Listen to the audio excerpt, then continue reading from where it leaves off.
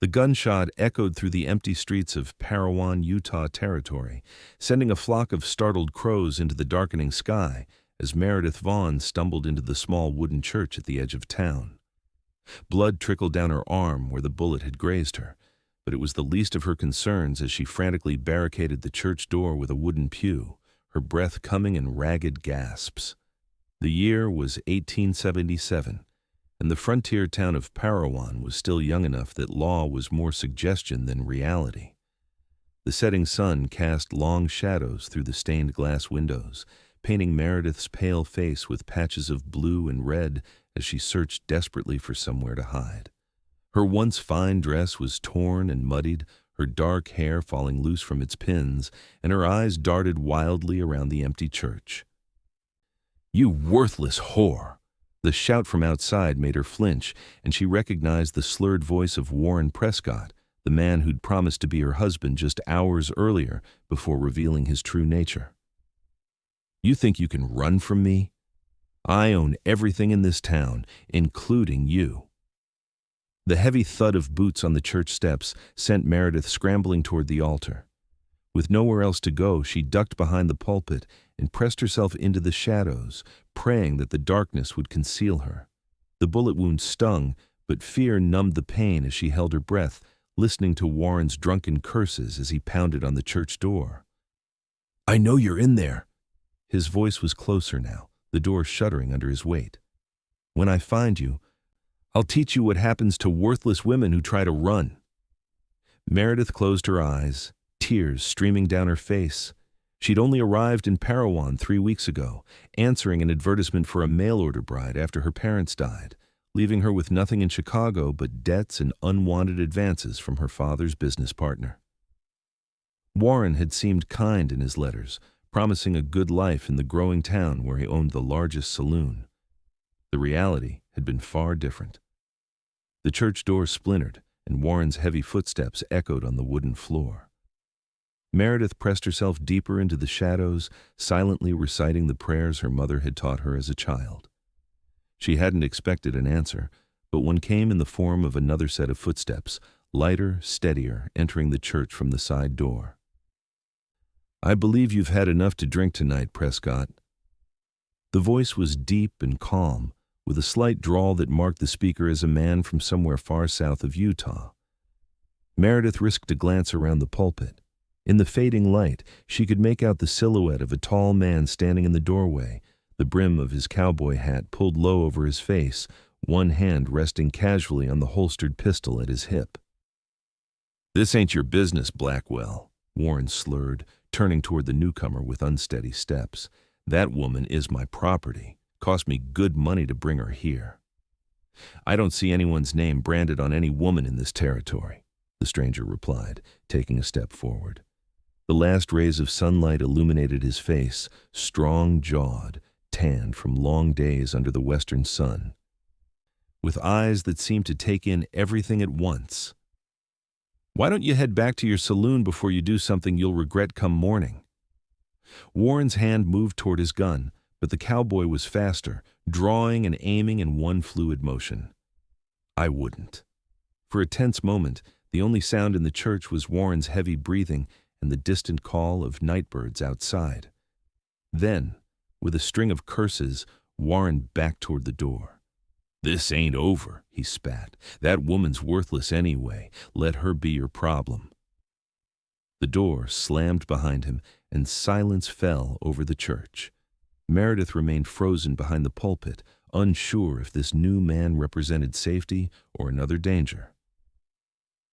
"You can come out now, madam," the cowboy said softly, holstering his weapon. "He's gone, at least for the moment."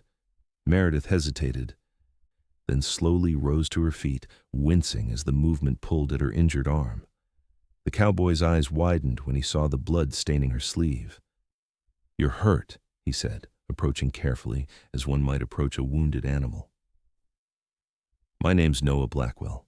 I work at the Mackenzie Ranch outside town. I was passing by when I heard the commotion." "Meredith Vaughn," she replied, her voice barely above a whisper. He shot at me when I tried to leave." Noah's expression darkened. Warren Prescott has a reputation, but shooting at a woman is a new low, even for him. He offered his hand. Let me help you. There's a doctor in town who won't ask questions. Meredith stared at his outstretched hand, remembering how Warren's had seemed just as safe 3 weeks ago. Why should I trust you? Noah didn't move, his hand remaining steady. You shouldn't. Not yet. But right now, you need that wound tended, and I'm offering help with no strings attached. Whatever happens after that is your choice. The sincerity in his voice made something in Meredith's chest loosen. She placed her trembling hand in his calloused one, allowing him to lead her out the side door of the church and into the gathering darkness. Thank you, she whispered. Don't thank me yet, Noah replied, scanning the street for signs of Warren. Parowan's not a big town, and Prescott has influence. This won't be as simple as just walking away. As they slipped through the shadows toward the doctor's small house at the edge of town, Meredith felt a strange mix of fear and hope. For the first time since arriving in Utah territory, she'd found someone who didn't look at her as property, but the night was far from over, and Warren Prescott wasn't a man who forgave easily. The doctor, an elderly man named Franklin Ellis, asked no questions as he cleaned and bandaged Meredith's wound, merely raising an eyebrow at Noah, who stood guard by the window, watching the street below. It's just a graze, Dr. Ellis said, securing the bandage. You're lucky, young lady. Thank you, doctor, Meredith said, her voice steadier now. I have no money to pay you, but… Dr. Ellis waved away her concern. Consider it a favor to Noah here. He brought my granddaughter's fever down last winter when I was stuck in Cedar City during that blizzard. I still owe him. Noah shook his head, still watching the street. You don't owe me anything, Doc, but we appreciate the help. He turned to Meredith. We can't stay in town. Prescott will be gathering his friends from the saloon, and they'll be searching for you. Where can I go? Meredith asked, the momentary relief from pain giving way to panic. I don't know anyone here except… She couldn't bring herself to say Warren's name. The ranch where I work is about 6 miles outside town, Noah said. The Mackenzies are good people. They'll let you stay until we figure out something more permanent. We? Meredith questioned, studying his face. Mr. Blackwell, you've been kind, but I can't ask you to further involve yourself in my troubles. Noah's expression softened slightly. Miss Vaughn, in case you haven't noticed, I'm already involved. Besides, a man who'd shoot at a woman isn't likely to give up easily. You'll need someone watching your back, at least for now. Dr. Ellis cleared his throat. Noah's right. Prescott's a dangerous man when crossed, always has been, even before he had money. He handed Meredith a small paper packet. Willow bark for the pain. And take this. He pulled a worn shawl from a chest. Cover your hair, it's too distinctive. Meredith accepted the shawl gratefully, wrapping it around her shoulders and pulling it over her dark hair. How will we get to the ranch? He'll be watching the roads. We won't take the roads, Noah replied, checking his pistol before securing it in its holster. I know these hills better than Prescott or his men. We'll cut through the backcountry. As they slipped out the back door of the doctor's house, the night had fully descended, the only light coming from the stars and a sliver of moon. Noah led Meredith to a sturdy bay horse tethered behind the doctor's woodshed. This is Copper, he said, untying the reins. He's sure-footed in the dark. We'll both ride. It'll be faster that way. Noah mounted first, then reached down to help Meredith up behind him. She hesitated only a moment before taking his hand and settling behind him on the saddle, unsure where to place her hands. You'll want to hold on, Noah advised. The terrain's rough and we'll be moving fast. Tentatively, Meredith placed her hands at his waist, feeling the solid warmth of him through his jacket. As Copper moved forward, she instinctively tightened her grip. They skirted the edge of town, staying in the shadows of the pine trees that grew thicker as they moved away from Parowan. Behind them, Meredith could see the glow of lanterns as men moved through the streets, no doubt searching for her.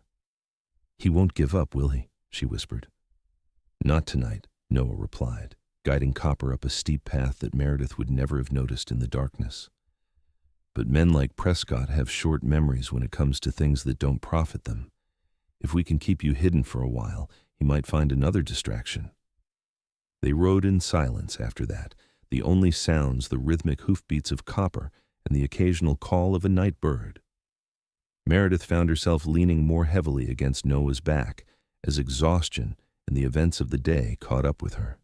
The steady rise and fall of his breathing and the warmth of his body against the chill night air lulled her into a state between waking and dreaming. She startled when Noah spoke again. "We're almost there. The ranch is just beyond that ridge."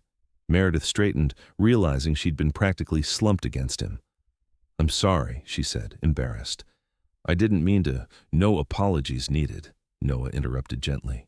"You've had a hell of a day. Most folks would have collapsed hours ago." As they crested the ridge, Meredith could make out the shadowy outlines of several buildings nestled in a valley below, with a larger structure, presumably the main house, at the center. A few windows glowed with the warm light of oil lamps, a beacon in the darkness. "The Mackenzies keep late hours," Noah explained. "Daniel, that's Mr. Mackenzie, believes in checking the property before turning in, no matter the hour." They approached the ranch at a more leisurely pace, and Meredith noticed how Copper's ears perked forward, recognizing home. As they neared the main house, a door opened, spilling golden light onto the porch, and a tall, broad-shouldered man stepped out, rifle in hand. "Who's there?" he called, his voice carrying in the night air. "It's Noah, Mr. Mackenzie," Noah called back. "I've brought a guest who needs shelter." Daniel Mackenzie lowered his rifle as they drew closer, his weathered face creased with concern. "Trouble in town?" "Of a sort," Noah replied, dismounting and helping Meredith down. She stumbled slightly, her legs stiff from the ride, and Noah steadied her with a hand at her elbow. "This is Miss Meredith Vaughn. She's had a run-in with Warren Prescott." Understanding dawned on Daniel's face. "Ah, the mail-order bride I heard about." He nodded respectfully to Meredith. "Madam, any friend of Noah's is welcome here." "Thank you, Mr. Mackenzie," Meredith said, pulling the shawl tighter around her shoulders. "I don't wish to impose, but I had nowhere else to go." "No imposition at all," Daniel assured her, stepping aside to let them enter. "My wife, Sarah, will be glad for female company. We've only got sons and ranch hands around here." The interior of the Mackenzie home was modest but comfortable, with a large stone fireplace, sturdy wooden furniture, and colorful quilts that added warmth to the space. A slender woman with graying blonde hair tied back in a practical bun emerged from what appeared to be a kitchen, wiping her hands on her apron. "Noah, we weren't expecting you back tonight." Her gaze shifted to Meredith, taking in her disheveled appearance and bandaged arm with a mother's quick assessment. "And who might this be?" Noah explained the situation briefly while Sarah Mackenzie guided Meredith to a chair by the fire. The older woman's kind eyes reminded Meredith painfully of her own mother, bringing a lump to her throat. "You poor dear," Sarah said when Noah finished speaking. "Warren Prescott has always been trouble. I told Daniel not to sell him that horse last spring." She shook her head. "You'll stay here as long as you need to. We have a spare room that's hardly used now that our boys have moved to their own cabins on the property." "I can't thank you enough," Meredith said, overwhelmed by the kindness of these strangers. "No need for thanks," Daniel said gruffly. "Decent folks look out for each other out here." "It's the only way to survive." He turned to Noah. "You'll stay the night, too. Too dangerous to head back to your cabin in the dark, especially if Prescott's men are out searching." Noah nodded. "I'll sleep in the barn. Don't want to put you out." "Nonsense," Sarah interjected. "The sofa in the study is perfectly comfortable. I'll make it up for you." She placed a gentle hand on Meredith's shoulder. "Come, dear, let's get you settled. You look ready to drop." As Sarah led Meredith toward the stairs, Meredith glanced back at Noah, who stood watching her, his expression unreadable in the flickering firelight. Their eyes met briefly, and he gave her a small nod of reassurance before turning to speak with Daniel in low tones. The spare room was small but cozy, with a patchwork quilt on the bed and a small window that overlooked the valley. Sarah helped Meredith wash up, found her a clean nightgown, and checked her bandage with practiced hands. Were you a nurse? Meredith asked as Sarah applied a fresh bandage. Sarah smiled. No, just a mother of 4 boys and the wife of a rancher. You learn to tend wounds quickly out here. She paused, studying Meredith's face. How old are you, child? 22, Meredith replied, though I feel much older tonight. And how did you end up answering an advertisement from a man like Warren Prescott? Meredith's shoulders slumped. My parents died last winter influenza. My father was a bookkeeper, and after they passed, I discovered he'd been in debt. The house, the furnishings, everything had to be sold to pay what was owed. She swallowed hard. His business partner offered to help me, but his idea of help involved expectations I couldn't meet. When I saw the advertisement for a bride needed in Utah territory, it seemed like a chance at a new start. Sarah's eyes softened with understanding. And Prescott's letters painted a different picture than the reality. Meredith nodded. He wrote of needing a companion, someone to bring refinement to his home. He mentioned his business interests, but neglected to say they centered around a saloon and gambling den. Her voice dropped. When I arrived, he was disappointed, said I was too skinny, too educated, and not what he'd paid for. He kept me locked in a room above the saloon, saying I needed to learn my place. Sarah's lips thinned in anger. That man has needed a reckoning for years. I'm just sorry you had to suffer for it. She patted Meredith's hand. But you're safe now. Get some rest. Things often look clearer in the morning light. After Sarah left, Meredith sat on the edge of the bed, overwhelmed by the day's events. Just that morning, she'd been planning her escape from Warren's locked room, having spent days loosening the window frame while he was busy downstairs. She'd never expected to be shot at, rescued by a cowboy, and taken in by a ranch family, all in the span of hours. As she slipped under the quilt, exhaustion finally claimed her, and Meredith fell into a deep, dreamless sleep for the first time since arriving in Parowan. She woke to sunlight streaming through the window and the distant sounds of ranch life horses neighing, men calling to each other, the clang of metal against metal from what must be a blacksmith's forge. For a moment, disorientation gripped her, but then memories of the previous night came flooding back. A soft knock at the door preceded Sarah's entrance, carrying a tray with steaming coffee and a plate of food. Good morning, dear. I thought you might prefer to eat up here today. You slept nearly until noon, not that I blame you. Meredith sat up, surprised. Noon. I've never slept so late in my life. Your body needed it, Sarah said simply, setting the tray across Meredith's lap. I've brought you some clean clothes as well. They belong to my niece who visited last summer. She's about your size. The simple cotton dress and undergarments were a vast improvement over Meredith's torn and bloodied clothing. Thank you. I don't know how I'll ever repay your kindness. Sarah waved away her thanks. Eat your breakfast. When you're ready, come downstairs. Noah's been asking after you. A flutter of something not quite nervousness, not quite excitement stirred in Meredith's chest at the mention of Noah. In the light of day, away from immediate danger, she wondered what he truly thought of her situation. Did he consider her a burden, a responsibility he'd taken on out of duty? After eating and dressing, Meredith made her way downstairs, following the sound of voices to the kitchen at the back of the house. Noah sat at the table with Daniel, both men hunched over what appeared to be a map. They looked up as she entered, and Noah immediately stood, his eyes taking in her appearance with what might have been relief. Miss Vaughn, he said, his voice warmer than she remembered from the night before. How are you feeling? Better, thank you, she replied, self-consciously touching her bandaged arm. And please call me Meredith. I think after last night, formality seems a bit unnecessary. A slight smile tugged at Noah's lips. Meredith, then, and I'm Noah, not Mr. Blackwell. Daniel cleared his throat, rolling up the map. I'll leave you two to talk. I need to check on that new colt anyway. He nodded to Meredith as he passed. Glad to see you up and about, Miss Vaughn. When they were alone, Noah gestured to the chair across from him. Please sit. Sarah's gone to gather eggs, but she left coffee on the stove. Meredith sat, studying Noah in the daylight. He was younger than she'd initially thought, probably in his late 20s, with dark hair that curled slightly at the collar of his shirt, and eyes the color of the sky just before sunset, not quite blue, not quite gray. A thin scar ran along his jawline, and his hands, resting on the table, showed the calluses and small scars of a life spent working outdoors. "I rode into town at dawn," Noah said, breaking the silence. "Wanted to see what Prescott was up to." Meredith's heart skipped. "And?" "He's offering a reward for information on your whereabouts. Not much, $50, but enough to tempt some folks." Noah's expression was grim. "He's claiming you stole from him before running off."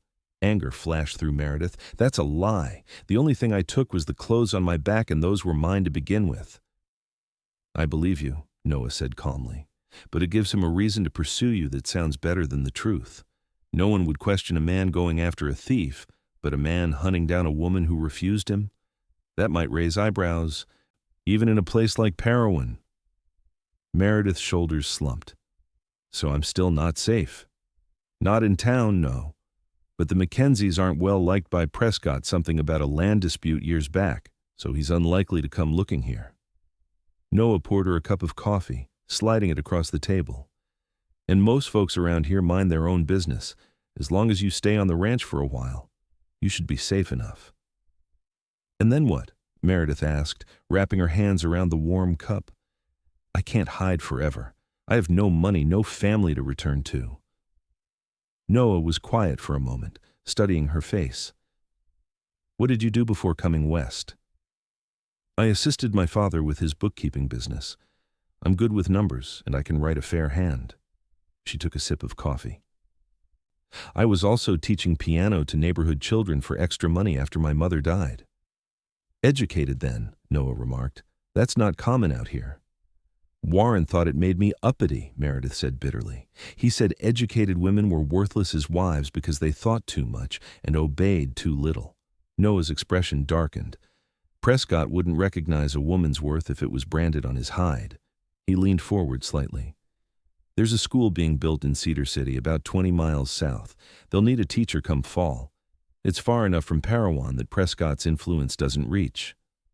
Hope sparked in Meredith's chest. "You think I could teach? With your education?" "Absolutely." Noah's expression softened. "But that's months away, and we need to keep you safe until then." The "we" wasn't lost on Meredith. "Why are you helping me, Noah? You don't know me. I'm nothing to you." Noah was quiet for a long moment, his gaze steady on her face. 5 years ago, my sister found herself in trouble with a man not unlike Prescott. She ran, but she didn't have anyone to help her." His voice grew rough. "By the time I found her in Denver, it was too late. He cleared his throat. "I couldn't help her, but I can help you." Meredith reached across the table, impulsively laying her hand over his. "I'm so sorry about your sister." Noah looked down at their hands, then back at her face. "So am I. But maybe helping you is a way to make some sense of what happened to her." He gently withdrew his hand. "For now, you should rest and heal. The Mackenzies could use an extra pair of hands around the house. Sarah's been running this place alone since their daughter married and moved to California. Help her out, keep a low profile, and we'll figure out the next steps when the time comes." Before Meredith could respond, the back door opened and Sarah entered, carrying a basket of eggs. "Good, you're up," she said to Meredith. "I was hoping you might help me with dinner tonight. We're having the hands eat with us first Sunday of the month tradition." "I'd be happy to," Meredith replied, grateful for the chance to be useful. Noah stood. "I should get back to work. Daniel's got me breaking that new string of horses he bought last month." He tipped his hat to both women. "I'll see you at dinner." As he left, Sarah gave Meredith a knowing look. "Noah's a good man. Best hand Daniel's ever hired, and that's saying something." "He saved my life," Meredith said simply. "You don't know what would have happened if he hadn't come into that church when he did." Sarah nodded, setting the egg basket on the counter. "Noah doesn't talk much about his past, but I gather it wasn't easy. He's been with us for 3 years now, and I've never seen him take such an interest in anyone's troubles before." She smiled gently at Meredith. "Just something to think about."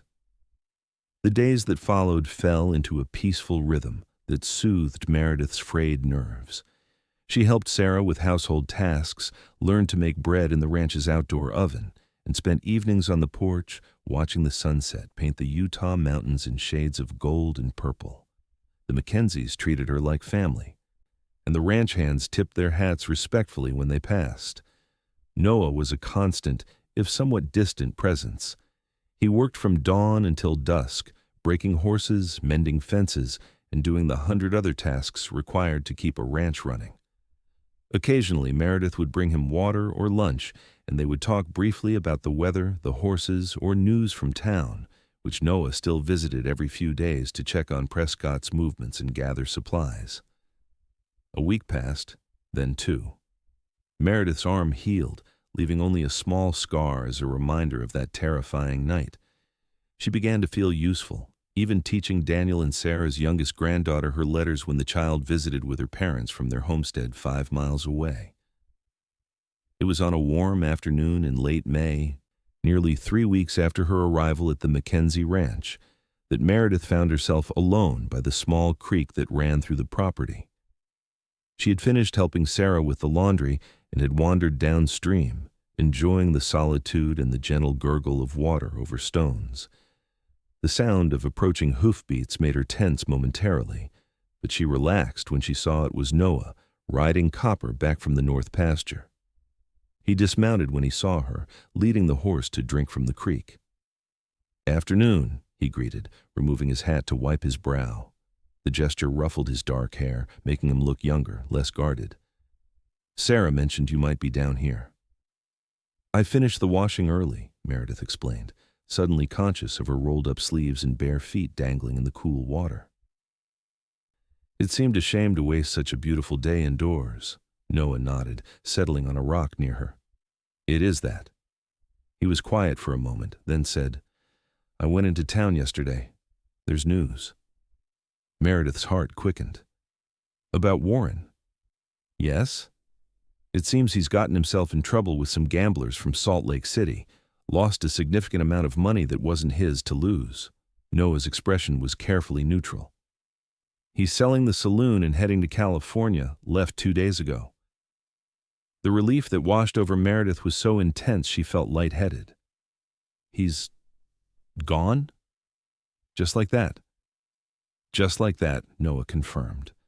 "Apparently these weren't men who would take kindly to being cheated, and Prescott values his skin more than his pride." A hint of a smile touched his lips. "You're free, Meredith. You can go back to town if you want. Or anywhere else for that matter." Meredith hadn't expected the news to bring such conflicting emotions. Relief, certainly, but also a strange sense of loss. The past weeks at the Mackenzie Ranch had given her more than just safety. They had given her a sense of belonging she hadn't felt since before her parents died. "I don't know if I want to go back to Parowan," she admitted. "There's nothing for me there but bad memories."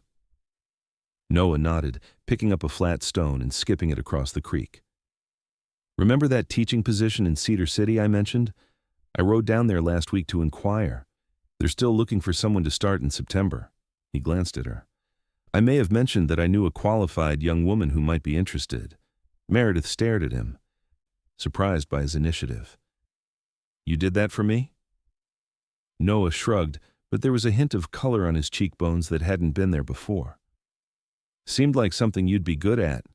The pay isn't much, but they provide a small house for the teacher. You'd be independent." Independent. The word resonated in Meredith's mind. After months of dependency, first on her father's partner's grudging charity, then on Warren's cruel hospitality, and finally on the Mackenzies' kindness, the thought of standing on her own was both terrifying and exhilarating. "I don't know what to say," she murmured. "You don't have to decide now," Noah said. "You've got time. The Mackenzies are happy to have you stay as long as you need." Meredith studied his profile as he gazed out over the creek. In the weeks she'd known him, Noah had become something more than a rescuer or a friend. There was a quietness to him, a steady strength that made her feel safe in a way she hadn't since childhood. "What about you?" she asked suddenly. Noah turned to her, puzzled. "What about me?" If I took the teaching position in Cedar City, I'd be leaving the ranch, she hesitated, leaving everyone here. Understanding dawned in Noah's eyes, followed by something warmer. Cedar City's only a half-day's ride, not so far that a man couldn't visit if he were welcome. Meredith's heart skipped. And would you? Visit, I mean? Noah's gaze held hers, serious now. If you wanted me to, yes. The honesty in his voice made her brave. I would. Want you to visit, that is. A real smile spread across Noah's face, transforming his features. Then I reckon I'd be making that ride pretty regularly. He stood, offering her his hand. Come on, Sarah will be wondering where we've gotten to, and I promise to help Daniel mend that broken corral fence before sundown. Meredith placed her hand in his, allowing him to pull her to her feet. Their hands lingered together a moment longer than necessary before she stepped back to slip on her shoes. As they walked back toward the ranch house, Copper following obediently behind, Meredith felt a sense of possibility unfurling within her. For the first time since receiving the news of Warren's departure, she allowed herself to truly believe that she was free not just from his threats, but free to choose her own path forward. Noah, she said as the ranch house came into view, I think I'd like to apply for that teaching position. His smile was answer enough. The summer passed in a blur of activity. Meredith wrote to the school board in Cedar City, receiving an enthusiastic response and an invitation to visit and discuss the position in person. Noah accompanied her on the journey, and as they rode into the small but growing town, Meredith felt a flutter of excitement at the prospect of a fresh start. Cedar City was larger than Parowan, with several streets of businesses, a hotel, and a church, with an actual steeple rather than the simple wooden structure where Noah had found her. The school was still under construction, a modest building at the edge of town with large windows to let in light and fresh air. It's perfect, Meredith whispered as they stood looking at what would become her classroom. The school board, consisting of the town's mayor, the minister, and 3 prominent citizens, was impressed by Meredith's education and her poised manner. They offered her the position on the spot, explaining that the teacher's cottage behind the school would be completed by the end of August, giving her time to settle in before classes began in September. We expect about 15 students to start, Mayor Harrison explained, ages 6 to 14. Some can only attend sporadically, especially during planting and harvest seasons, but we're committed to education here in Cedar City.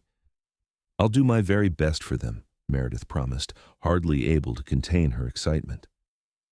As they rode back to the Mackenzie Ranch that evening, the setting sun painting the landscape in fiery hues, Meredith felt a contentment she hadn't known in years. I can hardly believe it, she said to Noah, who rode beside her. A month ago, I was trapped in a room above a saloon, and now I'm going to be a school teacher with my own home. Noah smiled, the expression warming his usually reserved features. You deserve it, Meredith. You've shown more courage than most men I know. She blushed at the compliment. I couldn't have done it without your help. Without you finding me that night, she shuddered, unable to complete the thought. Let's not think about that, Noah said gently. Better to look forward than back. They rode in comfortable silence for a while, the rhythm of the horse's hooves a soothing counterpoint to Meredith's racing thoughts. Finally, she gathered her courage to ask the question that had been on her mind since accepting the position. Did you mean what you said? About visiting Cedar City? Noah reined his horse to a stop, turning in his saddle to face her. The intensity in his gaze made Meredith's breath catch. I meant every word, he said quietly. But I want to be clear about something, Meredith. I'm not looking to rescue you anymore. You've proven you can stand on your own. If I visit, it won't be out of obligation or pity. Then why? She asked, though something in her heart already knew the answer. Noah's expression softened. Because in these past weeks, I've come to care for you in a way I didn't expect. Because when I'm with you, I feel like a better man than I am. Because... He hesitated, then continued with determination. Because I believe I'm falling in love with you. And I'd like the chance to see where those feelings might lead. Meredith's heart soared at his words. She had begun to hope, to wonder, but to hear him speak so plainly of his feelings was more than she dared dream. "I feel the same way," she admitted, her voice barely above a whisper. "I've been afraid to say it, afraid that perhaps you only saw me as someone to protect, someone broken." "Broken?" Noah shook his head. "Meredith, you're the strongest person I know. What happened with Prescott would have destroyed most people, but you survived. You're rebuilding your life on your own terms." His voice grew softer. "That's the woman I've fallen for, not someone who needs saving, but someone brave enough to save herself." They were simple words, spoken quietly on a dusty road as the sun slipped behind the mountains, but to Meredith, they were more precious than any flowery declaration could have been. Without thinking, she urged her horse closer to his and leaned across the small space between them. Noah met her halfway, his lips finding hers in a gentle kiss that held both promise and question. When they pulled apart, Noah's eyes were brighter than she'd ever seen them. "I've been wanting to do that since the day by the creek," he admitted. Meredith smiled, feeling a happiness so pure it was almost painful. "I've been wanting you to." Their return to the Mackenzie ranch was met with knowing smiles from Sarah and Daniel, who had suspected for weeks that the relationship between their ranch hand and their guest was deepening. Over dinner that evening, Meredith shared the news of her teaching position, and Sarah immediately began planning what household items Meredith would need to set up her new home. "You can't go with nothing but the clothes on your back," she insisted. "I've got extra linens, cooking pots, and that small rocking chair in the parlor that's just collecting dust." "You've already done so much for me," Meredith protested. Daniel waved away her concerns. "Consider it a housewarming gift. Besides, that chair's been cluttering up the parlor for years. Sarah's been looking for an excuse to get rid of it." As summer progressed, preparations for Meredith's move to Cedar City continued. She saved every penny from the small wages the Mackenzies insisted on paying her for her help around the ranch, purchasing fabric to make curtains and a new dress suitable for a school teacher. Noah spent his free days helping with the construction of the school and teacher's cottage, riding to Cedar City whenever Daniel could spare him. On a warm August evening, a week before Meredith was set to move to Cedar City, Noah asked her to walk with him after dinner. They strolled through the meadow behind the ranch house, fireflies beginning to emerge in the gathering dusk. "I've been thinking," Noah said, his voice carrying a note of nervousness Meredith had never heard before, "about your move to Cedar City." "What about it?" Meredith asked, her heart suddenly racing. Noah stopped walking, turning to face her. "I've spoken with Daniel. He's given me his blessing to reduce my hours at the ranch, which would allow me to spend more time in Cedar City." He took a deep breath. "I've also put a down payment on a small parcel of land just outside town. Nothing fancy, just 10 acres with a creek running through it." Meredith stared at him, hardly daring to believe what she was hearing. "Noah, what are you saying?"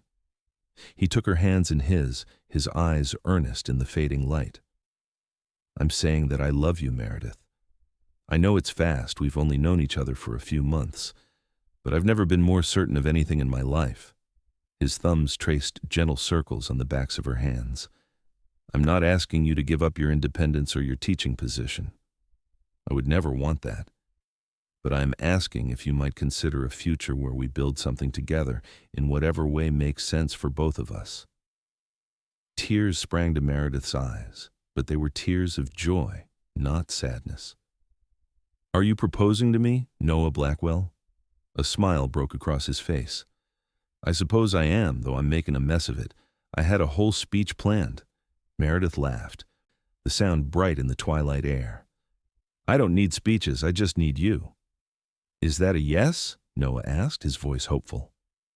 In answer, Meredith stood on tiptoe and pressed her lips to his, pouring all her feelings into the kiss. When they finally broke apart, both breathless, she rested her forehead against his chest. "Yes," she whispered. 1,000 times, yes. They agreed to a long engagement time for Meredith to establish herself as Cedar City's teacher, and for Noah to begin building a small house on his newly purchased land. They would marry the following summer, after the school term ended, allowing Meredith to fulfill her contract with the school board.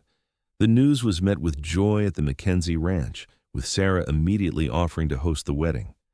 Nothing fancy, she assured them. Just a simple celebration with friends. The kind of beginning that leads to a long, happy life. September arrived, bringing with it Meredith's move to Cedar City and the start of her teaching career. The teacher's cottage was small but perfect, 2 rooms with a stone fireplace, a small kitchen, and windows that looked out over the mountains. With Sarah's generous gifts and her own careful purchases, Meredith transformed it into a cozy home that reflected her new beginning. Her 15 students ranged from shy 6-year-old Emma Perkins, who could barely write her name, to 14-year-old Thomas Wilkins, who dreamed of attending college back east someday. Meredith threw herself into teaching with enthusiasm, developing lessons that catered to each child's abilities and interests. True to his word, Noah visited regularly, riding to Cedar City every weekend. He worked on his land, clearing space for the house they would share, and helping with community projects to ingratiate himself with the townspeople. By winter, he was as much a fixture in Cedar City as Meredith herself, respected for his hard work and straightforward manner. On Christmas Eve, a light snow fell across Cedar City, turning the landscape into a winter wonderland. Meredith's students had performed a small pageant at the church before departing for their holiday break, and she returned to her cottage tired but content. A fire crackled in the hearth, and evergreen boughs decorated the mantel Noah's contribution the previous weekend. A knock at the door revealed Noah himself, snowflakes melting in his dark hair, a small package in his gloved hands. "You weren't supposed to arrive until tomorrow," Meredith said, delighted by the surprise as she ushered him inside. "Couldn't stay away," Noah admitted, brushing snow from his coat. "Besides, I wanted to give you your Christmas gift in private." They settled before the fire, Noah's arm around Meredith's shoulders as he handed her the small package wrapped in brown paper and tied with a red ribbon. "It's not much," he said, suddenly self-conscious, "but I thought you might like it." Meredith unwrapped the gift carefully, gasping when she revealed a small wooden box with intricate carvings of wildflowers around its edges. Opening it, she found a simple gold ring with a single small pearl. "It was my mother's," Noah explained softly. "The only thing of hers I have left. My father gave it to her on their wedding day." Tears sprang to Meredith's eyes. "Noah, it's beautiful, but are you sure? If it's all you have of her." "I can't think of anyone she'd rather have wearing it," Noah said, his voice thick with emotion. "She would have loved you, Meredith. Your strength, your kindness, your determination." Meredith slipped the ring onto her finger, where it fit as though made for her. "I'll treasure it always," she promised, kissing him tenderly. As winter gave way to spring and spring to early summer, preparations for their wedding accelerated. Noah's small house on the outskirts of Cedar City took shape, a modest but sturdy structure with a wide porch and plenty of windows. He designed it with Meredith in mind, including bookshelves in the main room and space for a small piano, should they ever be able to afford one. The school term ended in June, with Meredith having successfully completed her first year as Cedar City's teacher.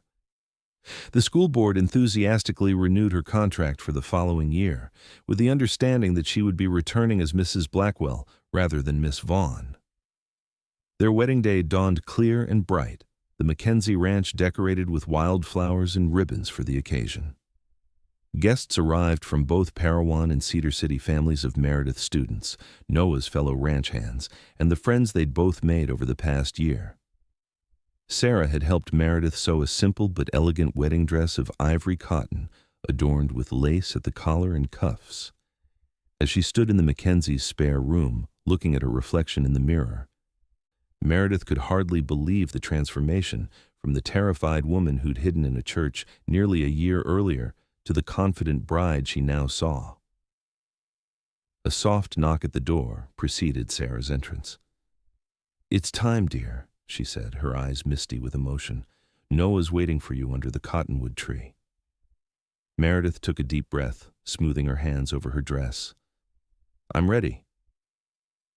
The ceremony was simple but heartfelt, with the minister from Cedar City officiating as Noah and Meredith exchanged vows beneath the spreading branches of the old cottonwood tree. Noah, dressed in a new suit that Sarah had insisted on helping him purchase, looked at Meredith with such love that she felt it like a physical warmth enveloping her. "I, Noah, take you, Meredith, to be my lawfully wedded wife," he said, his voice steady despite the emotion in his eyes. "To have and to hold from this day forward, for better or worse, for richer or poorer, in sickness and in health, to love and to cherish, till death do us part." When it was her turn, Meredith's voice trembled slightly, but her words were clear.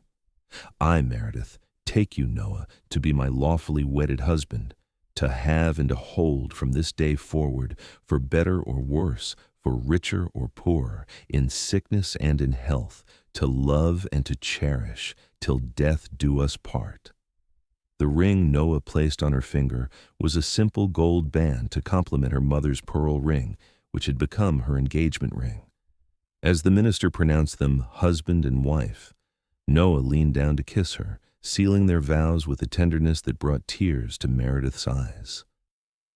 The celebration that followed was joyous, with music provided by one of Noah's fellow ranch hands on fiddle and another on harmonica. They danced under the summer sky, ate Sarah's excellent cooking, and accepted congratulations and well wishes from their guests. As the sun began to set, casting golden light across the ranch, Noah led Meredith away from the festivities to a quiet spot overlooking the valley. "Happy, Mrs. Blackwell?" he asked, his arm around her waist. "More than I ever thought possible," she replied, leaning into his embrace. "A year ago, I thought my life was over. Now it feels like it's just beginning." Noah kissed her temple. "That's what I love about you. You never stay down, no matter what life throws at you." "I had help getting back up," Meredith reminded him. "A very stubborn cowboy who wouldn't let me give up." "Seems like we helped each other," Noah said thoughtfully. "I was just existing before I found you in that church. Now I'm actually living." They returned to the celebration hand in hand, staying until the last guest departed. That night, they remained at the Mackenzie Ranch, in the small cabin that had been Noah's home for the past 3 years. Tomorrow they would travel to Cedar City to begin their life together in the house Noah had built, but tonight belonged to just the two of them, wrapped in the privacy of the cabin and the promise of their future together.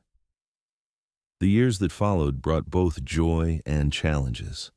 Meredith continued teaching while helping Noah develop their small property. They planted an orchard, built a larger barn, and slowly added to their holdings as they could afford it. Noah took odd jobs around Cedar City during the winter months when ranch work was scarce, and occasionally rode back to the Mackenzie Ranch to help during busy seasons. Their first child, a son they named David after Noah's father, arrived a year after their wedding, bringing new dimension to their happiness. Meredith took a brief leave from teaching, but returned the following term, bringing the baby with her when necessary. The school board, seeing the value in keeping their dedicated teacher, readily accommodated the arrangement. Cedar City grew around them, as did their family. A daughter, Sarah Elizabeth, named for the woman who had become like a mother to Meredith, followed 2 years after David. By the time their third child, Michael, arrived, Meredith had been promoted to head teacher at the now expanded school, overseeing 2 additional teachers and a curriculum that included advanced subjects for older students. Noah's reputation as a fair businessman and skilled rancher grew as well. His small herd of cattle expanded, and he built a reputation for breeding quality horses that commanded good prices at market. Their modest home expanded along with their family, with Noah adding rooms and a larger kitchen as their needs changed. On a warm summer evening, 10 years after their wedding, Meredith sat on the porch of their home, watching Noah teach 7-year-old David how to ride the gentle pony they'd bought for the children. Sarah Elizabeth, 5 years old and fearless, clamored for her turn, while 3-year-old Michael played contentedly with wooden blocks at Meredith's feet. As she observed her family, a sense of profound gratitude washed over her. The path that had led her here had been difficult and sometimes frightening, but every step had brought her closer to this moment, to the life she now lived, surrounded by love and purpose. Noah looked up, catching her eye across the yard, and smiled the same smile that had given her hope in a darkened church all those years ago. He said something to David, then walked toward the porch, lifting Michael into his arms as he climbed the steps. "Penny for your thoughts," he said, settling beside her on the porch swing, their youngest son now happily perched on his lap. Meredith leaned against his shoulder. "I was just thinking about how fortunate we are. About how different things might have been if you hadn't come into that church that night." Noah's arm tightened around her shoulders. "I'd like to think we would have found each other somehow. Some things are just meant to be." Meredith smiled, watching as David successfully guided his pony in a small circle, Sarah Elizabeth clapping enthusiastically. "Do you ever wonder what happened to Warren?" she asked, the question arising unexpectedly after years of not speaking his name. Noah was quiet for a moment. "I heard rumors a few years back. Word was he got himself into trouble in California, too, same pattern of gambling and drinking. Last I heard, he was headed for Arizona territory." He looked down at her. "Does it matter?" Meredith considered the question. "No," she said finally. "It doesn't. He has no power over my life anymore. He never really did. I just didn't know it then." "You know it now," Noah said, pride evident in his voice, "and our children will grow up knowing their worth too, because they have you as their mother." As the sun set behind the mountains, painting the sky in brilliant oranges and pinks, Meredith thought of the frightened young woman who had arrived in Utah territory years ago, seeking a new beginning. She had found it, though not in the way she'd expected. Her journey had brought her here to this porch, this man, these children, this life built on love and respect rather than fear and control. "David," Sarah Elizabeth, she called to her older children, "time to come in for supper." As her family gathered around her, heading inside to the warmth and light of their home, Meredith Blackwell felt the last lingering shadow of her past fade away, replaced by the bright promise of all the tomorrows yet to come. In the years that followed, the Blackwell family continued to grow and prosper.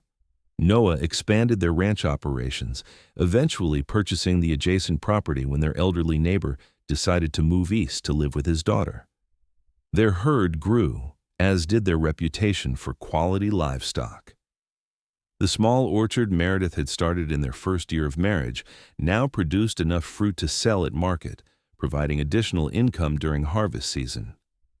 Cedar City evolved around them, transitioning from a frontier settlement to a proper town with a mayor's office, a small newspaper, and even a telegraph office connecting them to the wider world. The railroad came through in 1880, bringing new opportunities and connecting their remote corner of Utah more firmly to the rest of the country. Meredith eventually retired from teaching when their fourth child, a daughter they named Grace, arrived unexpectedly when Meredith was in her late 30s. By then, the school had grown to 3 full-time teachers and a proper brick building, a far cry from the modest structure where she had begun her career. Though she no longer taught formally, she remained involved with education, serving on the school board and occasionally substituting when needed. Their children grew and found their own paths.